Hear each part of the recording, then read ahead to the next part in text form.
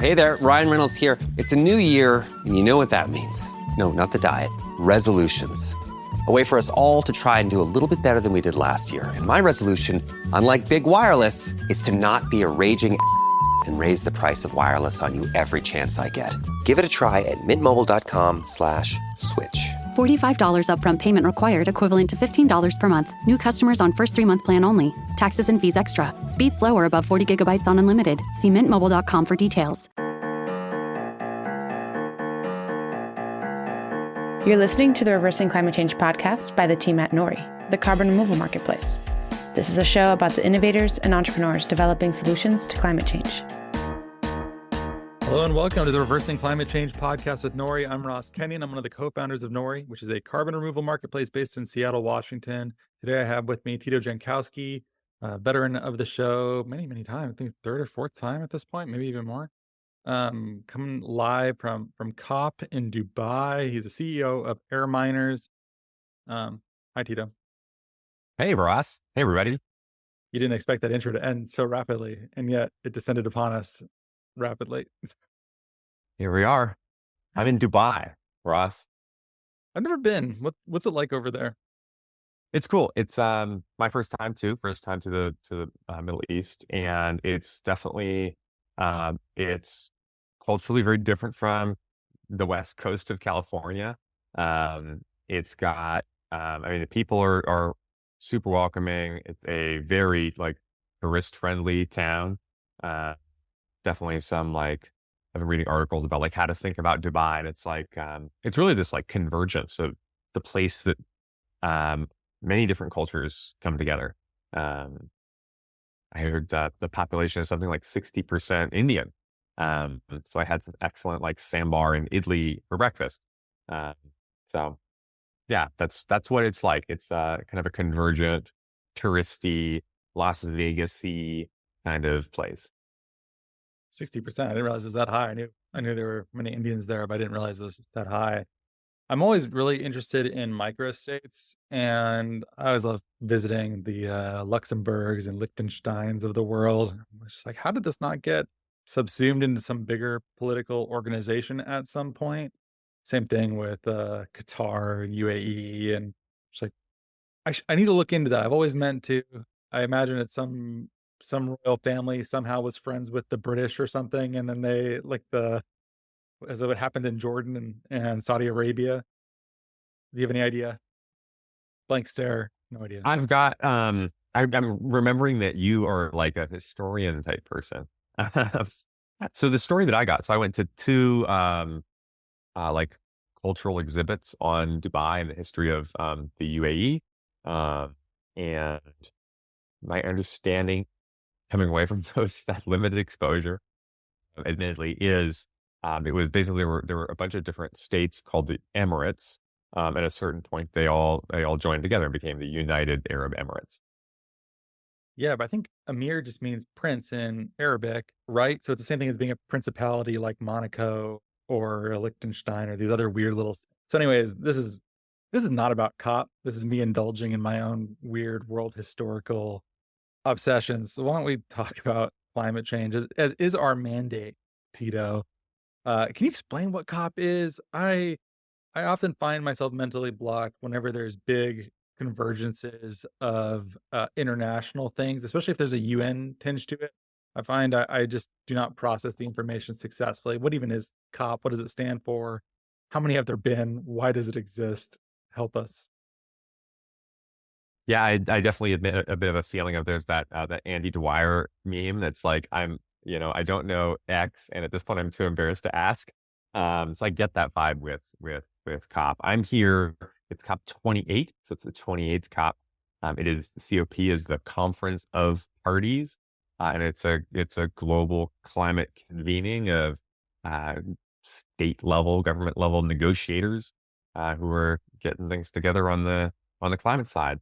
And at this COP, they're discussing the phase out or phase down of fossil fuels as one of the topics that's on the table, and apparently still under negotiation and being talked about.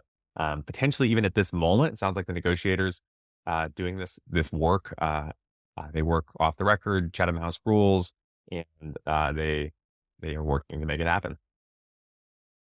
I think one of the reasons why I find it to be a bit confusing is I also am seeing lots and lots of friends, acquaintances, uh, contacts, just people I see on LinkedIn. They're in various. I'm in the Canada room. I'm in the Ecuador room. I'm like, what relation does that have to the real people doing real things? And how much of this is everyone just shows up with their own dog and pony show, trying to say we're actually important too? Is that what you're doing there? Is it you also bringing your carbon removal dog and pony show?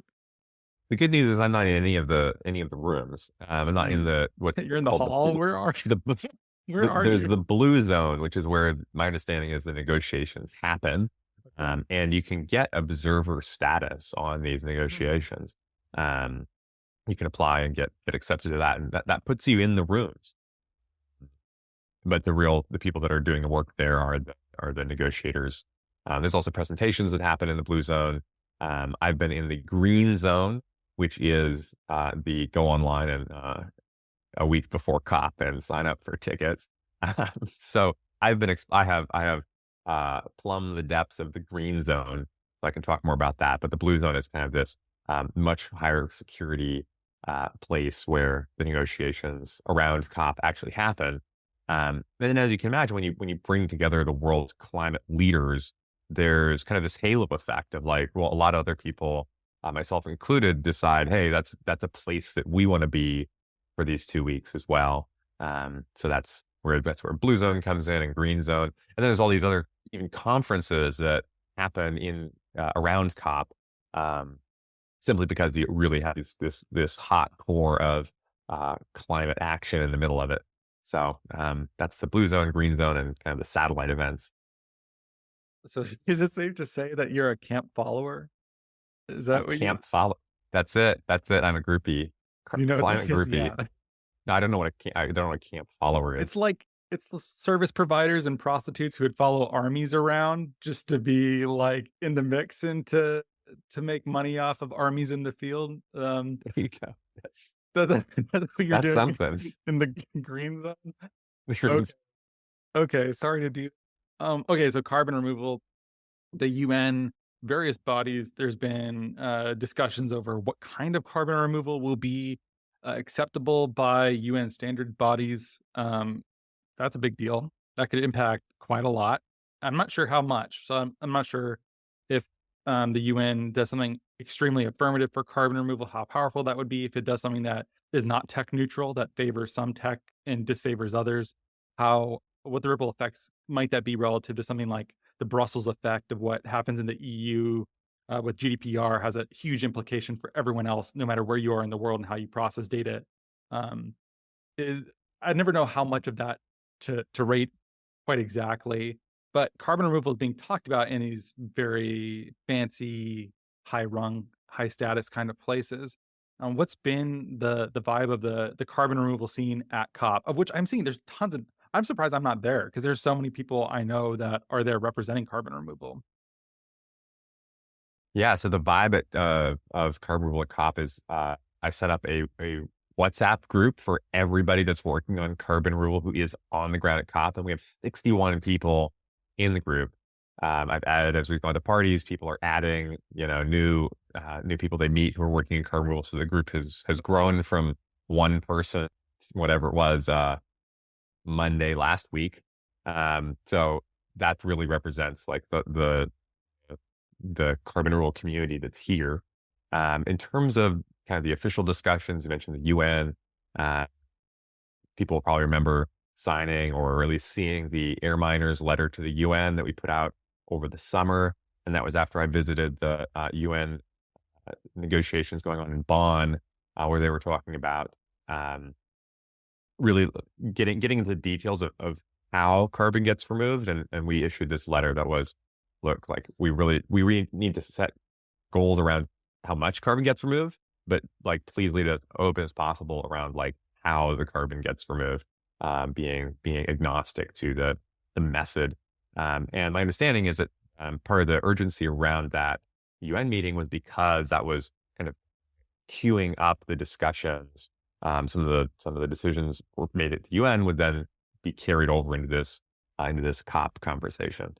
So all these kind of policy level discussions and negotiations they're all linked together, and kind of step by step they move things forward from the discussion at the UN now coming into COP.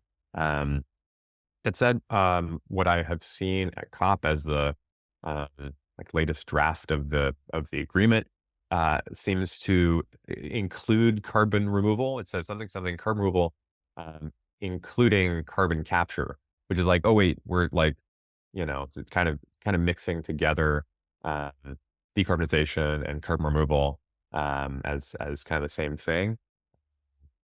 So that's where it's at. Like the negotiations aren't finished, so a lot of that is still up in the air as to what actually kind of the end result is.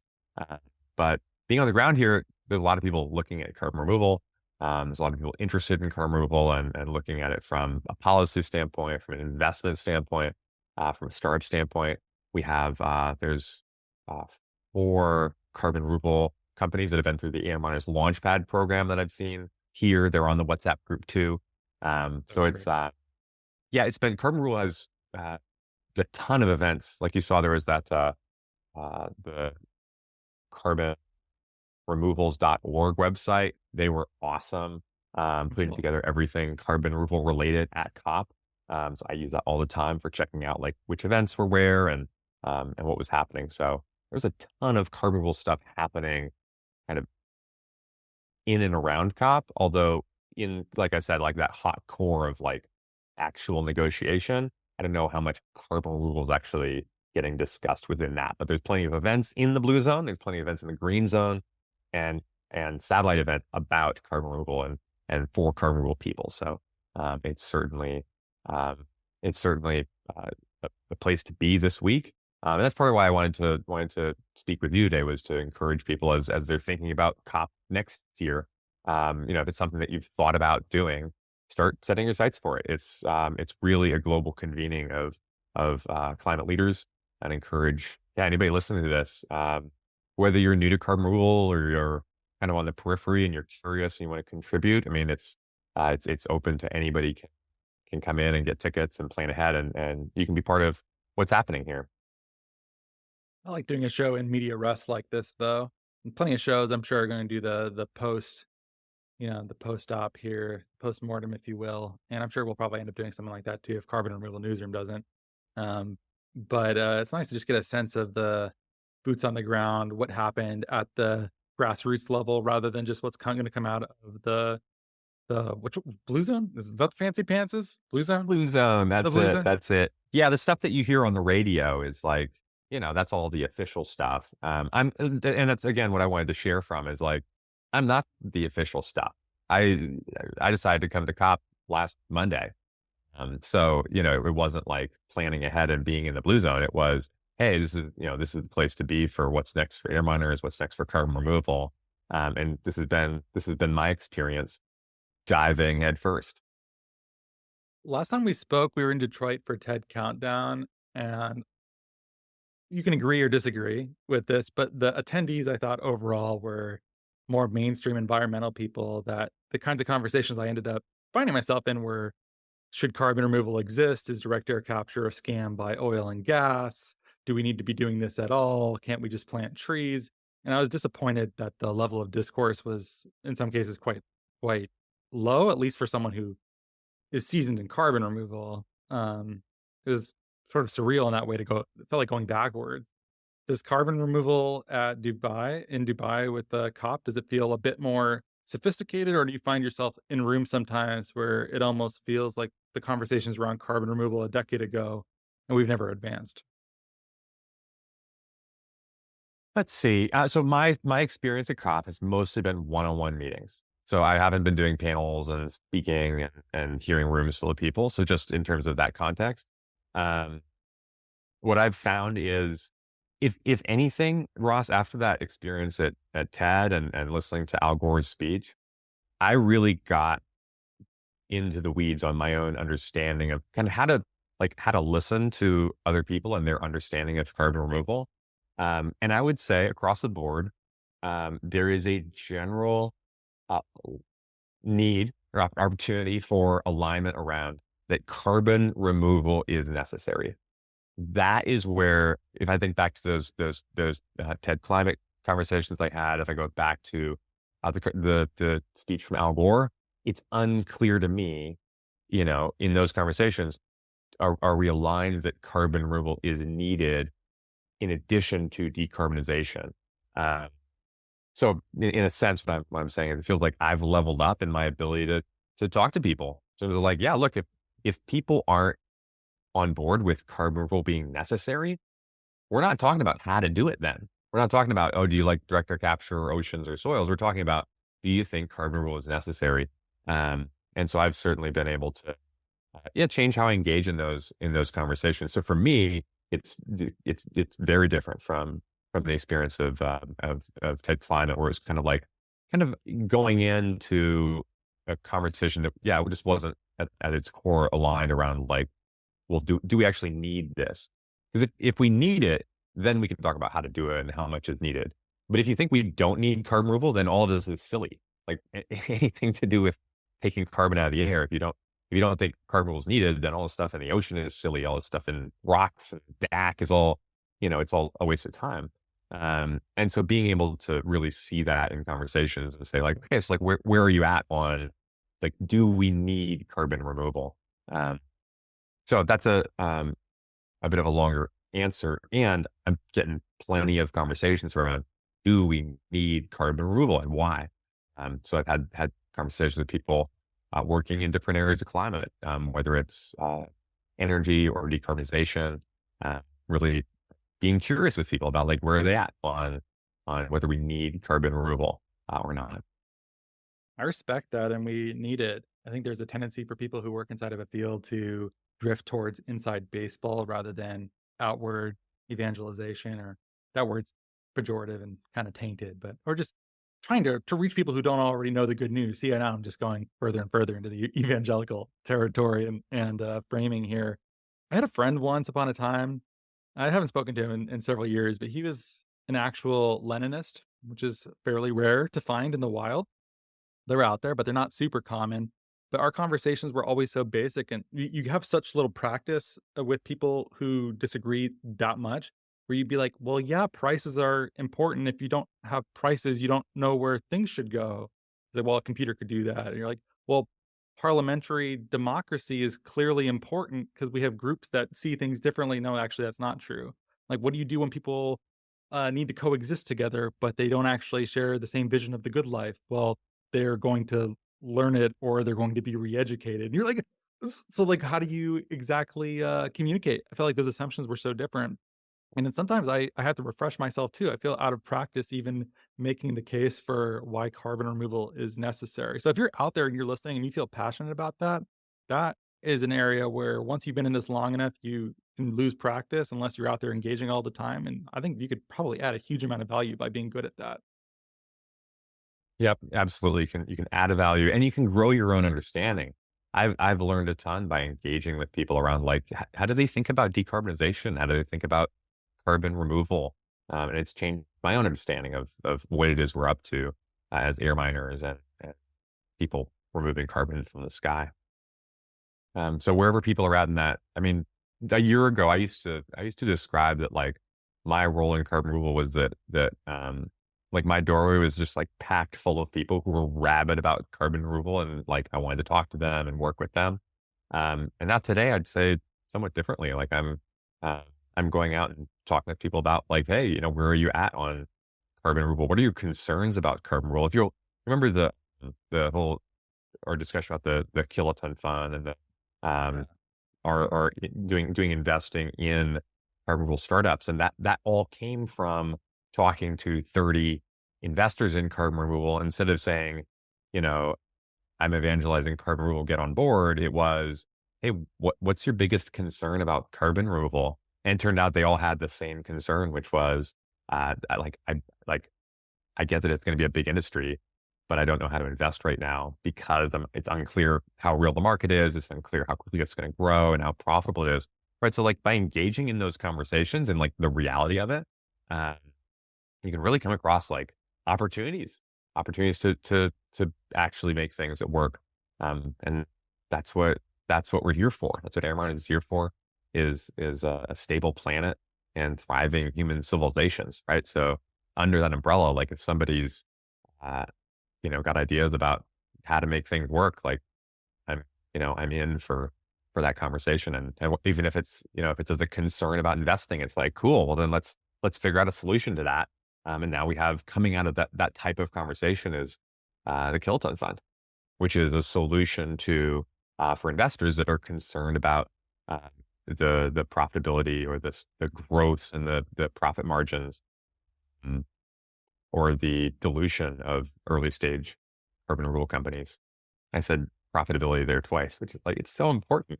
But yeah, like that's, again, by engaging these conversations, that's how we build solutions. And like, we're here for solutions, enjoying conversations of all types like that. Sounds like you've leveled up in listening, which is because I think, at least the way that I subconsciously presented at the beginning of this conversation, was that there are people who disagree, they have wrong information, and if we go to them and present correct information, we will win. And it turns out, I don't think the human mind really does work like that at all. I think by being a better listener and making people feel like their concerns are valid and heard, and in many cases they are valid too. I think if the assumption is that oil and gas is very involved in DAC, and we can't trust oil and gas companies, therefore, like, that as a syllogism is tight. And if you accept all of those premises, why shouldn't you follow the conclusion as well? I think you're obligated to, logically. So I think if you're able to hear that and try to find out if there are ways where, well, what if there was a DAC company that actually forswore oil and gas involvement? Does that change anything for you?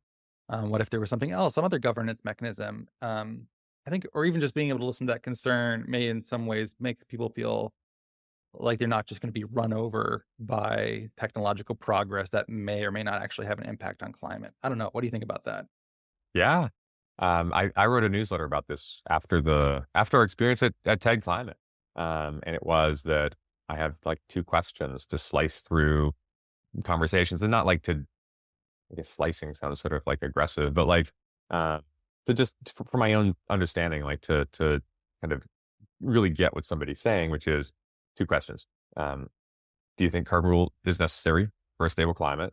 And like, how much, by when, how do we do it? And I've that whole, like, direct air capture is a excuse for the oil industry or sort of stuff. I found that's often coming from a place of like not actually aligned on that carbon rule is necessary. Because if carbon rule is necessary, then you're probably going to be talking about like, oh, well, then we need to do enhanced rock weathering and soils and ocean-based carbon rule, and like maybe DAC is at the bottom of your list. That's fine, but that's very different than being like, oh, like DAC doesn't matter. Like, well, wait, if we need to remove carbon, then like DAC is somewhere in the list of priorities, and that's being as like, neutral in my own like excitement or enthusiasm or lack of it around DAC. But it's just, it's if we're agreed on that carbon rule is necessary, it really does change those conversations about like, DAC does come up. Like, a lot of people know about DAC. Many people think that carbon rule is direct air capture.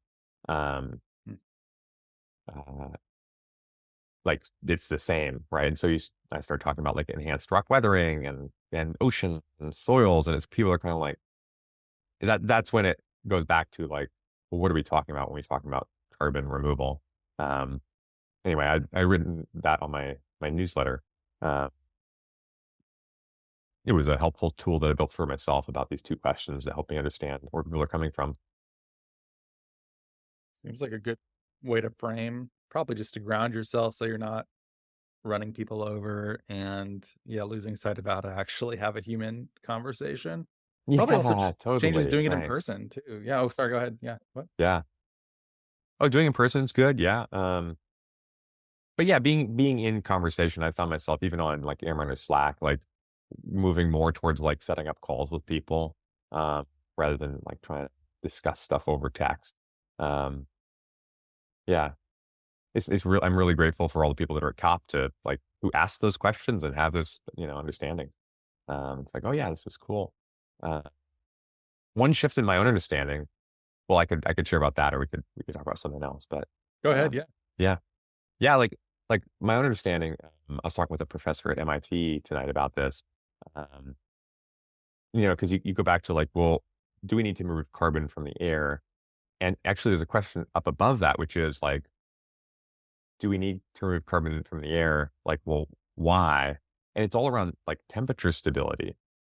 And so, or like temperature control rather, right? And so for air miners, our goal is uh, we say greenhouse gas removal, which includes carbon removal, right? Because like there's other greenhouse gases, which kind of is this pointer towards like, hey, like why do we care about carbon dioxide again? And it's like, oh, because it causes warming, which is like temperature increase, right? So uh, just something shifting in my understanding around like this kind of category around like climate intervention or temperature control, but kind of this umbrella of like carbon removal fits into that. Methane removal also fits into that. Other ideas for how to change the temperature also fit into that. And that's kind of fundamentally what we're talking about when we're talking about carbon removal is like controlling the temperature. So for me in all these conversations, what I've found is there's maybe like another um, kind of step up from like, why carbon removal matters, which is temperature control. Man, I have so many thoughts on that. On the one hand, I almost don't really care that much on the taxonomy. Just tell me, like, what's the thing we call it so that everyone is on the same page. I think the word games of what actually is carbon removal. Yeah, should this be some bigger category? Is it, yeah, greenhouse gas removal? Is it carbon dioxide removal rather than carbon removal? But carbon removal can also include methane. You're just oh, just tell me what to say and I'll say it. I don't even care in some cases. Temperature control is an interesting one. I think for PR reasons that has such a strong geoengineering connotation to me, where it does feel like that global thermostat. Can we set the temperature of the earth into someone who's bit more prophet than wizard, a bit more green than a bit more engineered? It sounds like Dominion, and Hmm. we'll face some opposition. But I do broadly have that sci-fi David Grinspoon orientation of humanity essentially needs to learn how to manage the global climate because it's too late not to intervene in it. So we need to learn how to intervene for good, or we probably won't make it to permanent civilizational status, right? I don't know. Yeah, we There's can plenty call to it object in temperature there. management, right? I mean, we're every 9 days we put another billion tons of carbon dioxide into the atmosphere. Wow. Yeah, I guess that makes sense. Like we're we're doing this. Like we're adding a billion tons of But carbon that's dioxide to sort the of like atmosphere all the time.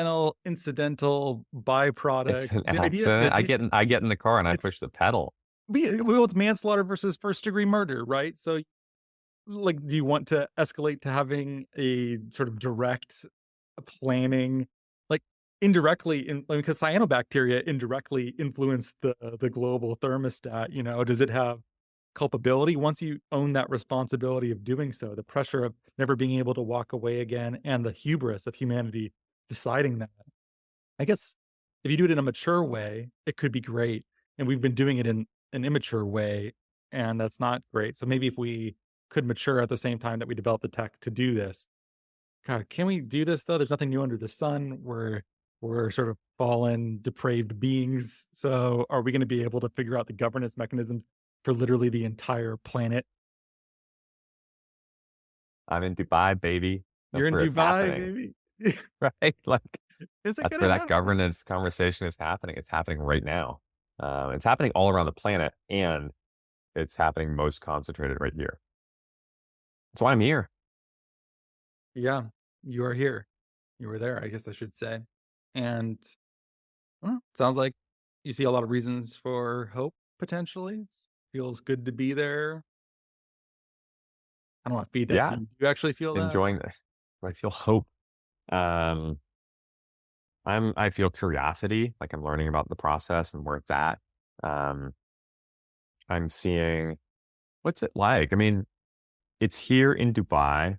It's in terms of where do we need to be to have a planet-wide conversation, Dubai is the place to do it in 2023. Sounds like it's going to be in Azerbaijan next year in 2024. Why are they just going to all the oil places? That Baku is like also one of the most intensely oil-driven municipalities probably in the world. Why? Yeah, there's some. There's a COP process for deciding how where the location is.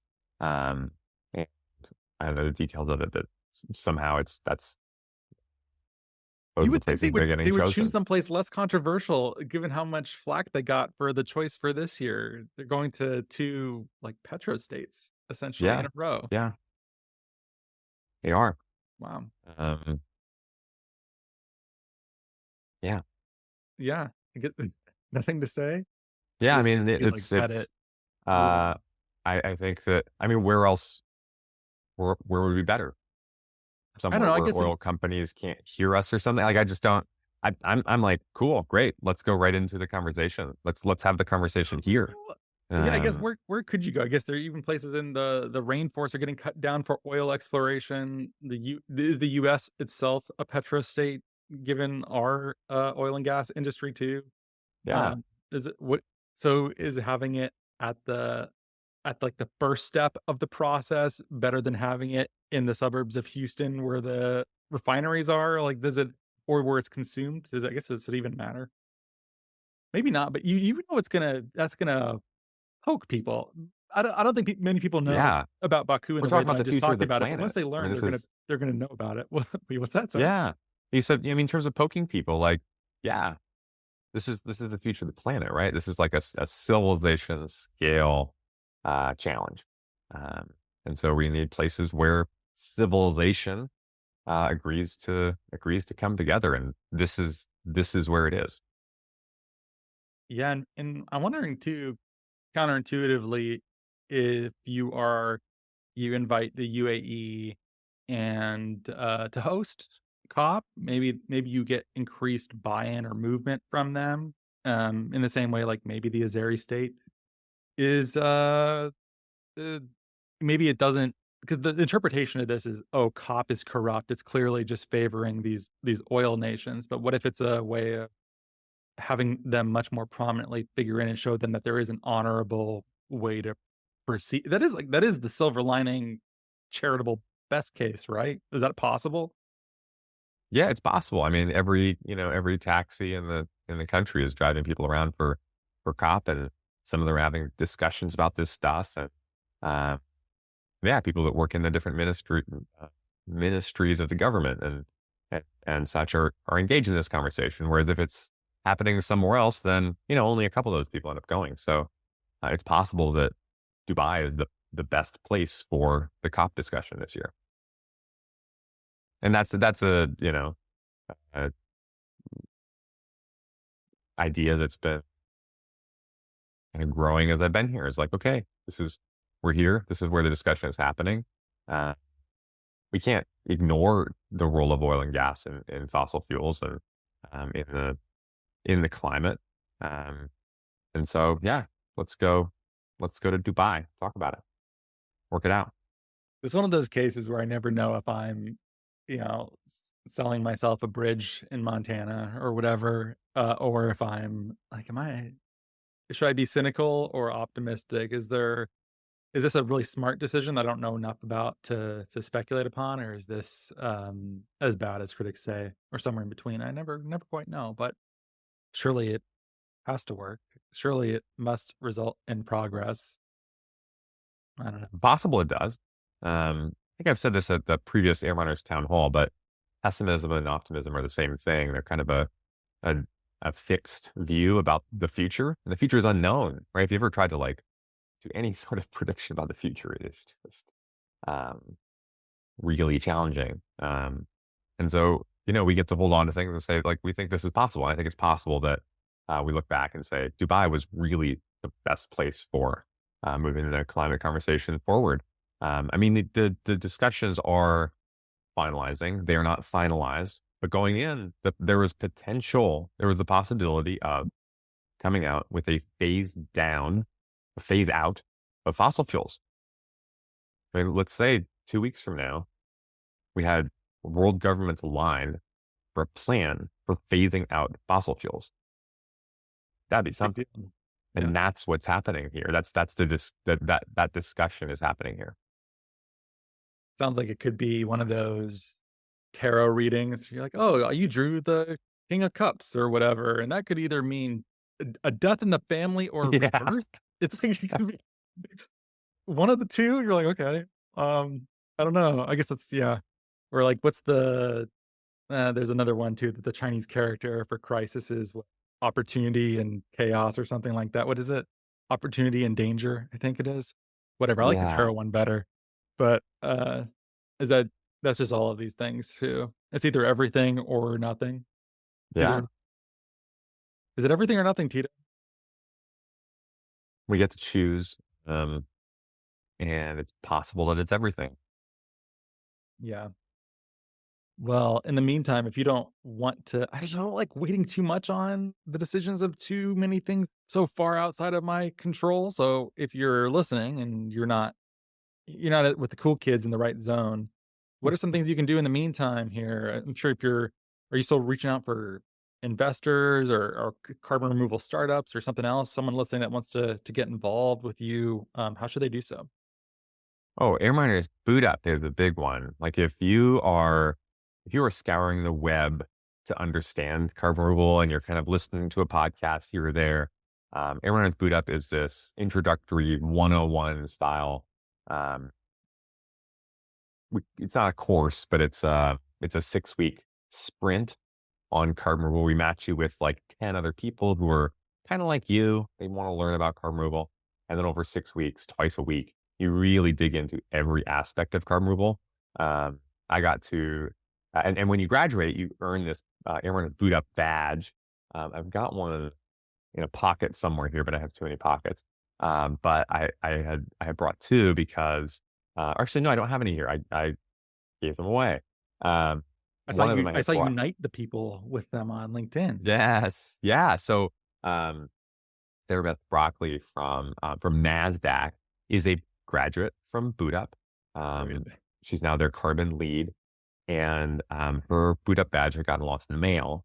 And so I had met her in San Francisco at a meetup, and she was like, "Yeah, like, where's my badge?" And so when I found out I was going to COP and that she was going to COP too, I was like, "I'm going to bring her the badge." And so I ended up handing it off to Helen and Bray, who's the head of policy for Puro. And then so Helen then delivered the badge to Sarah Beth.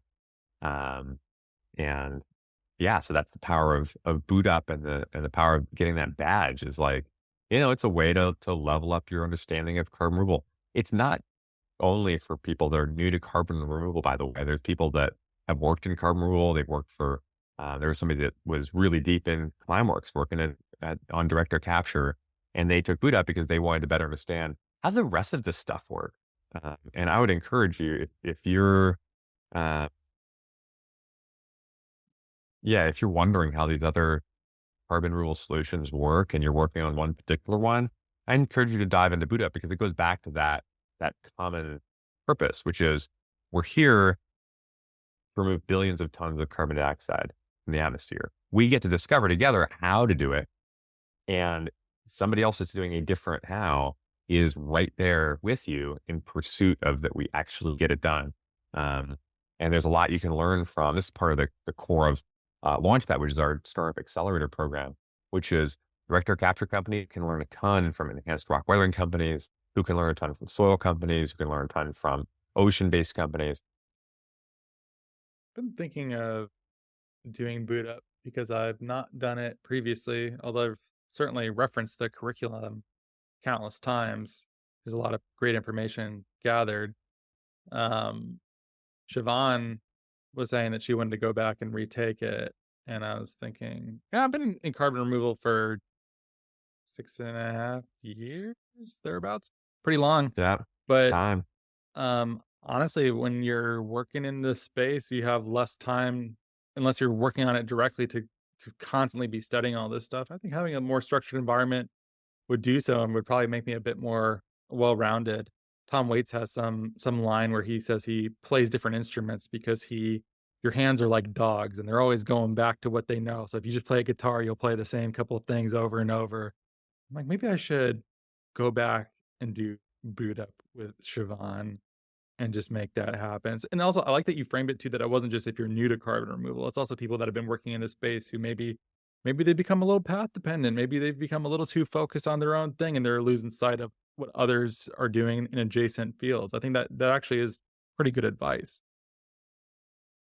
Yeah, exactly. I encourage people to look at like what you want is a balanced climate, and it's worth diving into boot up of, especially if you've been working really hard on one particular area. Um, I mean, it's ripe with opportunity. Um, yeah. Yeah. It's never too late to go back to school, it sounds like. Well, Yeah. So are you gonna take boot up, Ross? when is it? The next ones we run it about every 2 months. The next one starts in early January. You have to sign up before January 1st. That's at bootup.airminers.org for people to type in. You go to bootup.airminers. And we're doing a campaign on Instagram as well. So you can, if you're on Instagram, you can follow us at airminers_CDR. And Jason has been putting together a campaign that encourages people to apply to boot up and join boot up. When I say apply, it's like it's signing up. It's not like everybody who wants to take boot up can take boot up. Yeah, and so Jason and Louisa and Aaron have been working on an Instagram campaign. Bootup.airminers.org. Sign up. So yeah, that's the next one, Ross. So it's not what I'm getting from you is sounds like you did boot up. It would, that like Tom Waite style thing, it would like open you up to different instruments and different ways of thinking as you're writing songs and playing songs. Pretty much, yeah. I think having new ways of seeing or just a reminder of what all is happening. I feel like I'm less numerate than I would like, and I'm also less comfortable with actual science than I would like. So I think being in an environment where some of that was defanged a little bit might be a nice way to give myself some encouragement in pushing through some of those self-limitations here. But also just there's so much that has happened in that time, and I have not adequately kept up with all of it, which I don't want to sound like I'm down on myself. I think that's just an accurate representation of being a human with lots of different things competing for your time constantly. And it's no longer a really small field like when we started where you could know everyone personally. Now there's hundreds and hundreds of companies, as we are very fond of saying, which is great. But yeah, a little refresher, polish off some of the edges that I've allowed to grow dull could be useful. I can't commit right now on the show, but if you want, we could certainly do another one where maybe we could drag some of the listeners of this show over and say, do you want to be in a cohort with Ross? Then sign up. Cool. Oh, that's awesome. We would love to do that, like a get the gang together kind of thing. That sounds cool. Yeah, totally. I mean, the nature of carbon removal, the edges are expanding faster than ever. I mean, there are thousands of people developing these solutions now, and that means that the solution space of possible solutions is being explored that much faster. And I love digging into the details of how one particular solution works, because I find that like the deeper I get on any one particular thing, somehow, I can't explain, but somehow it seems to give me like a deeper understanding of everything. So for example, with the kiloton fund, I've been talking in a different way to carbon credit buyers. And just like that depth of experience has changed the conversations with startups, understanding like what buyers are really, really looking for, changes how we coach startup teams. It changes how I think about people in boot up, like what they're going to be learning about carbon markets and how these things might form. So yeah, boot up. Boot up. Okay. Thanks for And get the update. badge. I want Yeah, good update. I would like a badge. Yeah, thanks for coming. It's cool to hear about what's happening at COP. Nice to hear it just from someone who's out there mucking around with the other carbon removal people there, gate crashers. Just kidding. That's nice that you guys are doing that and trying to make that conversation a powerful thing where you can. And yeah, thanks for all the leadership you have in carbon removal. AirMiners has touched seemingly everyone within the space, has made their career more accessible, more near at hand. So thanks. I'm a huge fan, as you know. All right, Ross, let's get to it. I'll see you in Azerbaijan. Yeah, buying my ticket to Baku as we speak. Thanks so much for listening. Hope you have a lovely day, and I'll see you in AirMiners. See you, Ross. Thank you so much for listening. If you could please subscribe and give us a great rating and review on Apple Podcasts or a rating on Spotify, that'd be much appreciated. It helps us get our content out to more people. You can sign up for our newsletter at nori.com, follow us on social media, and we will catch you next time.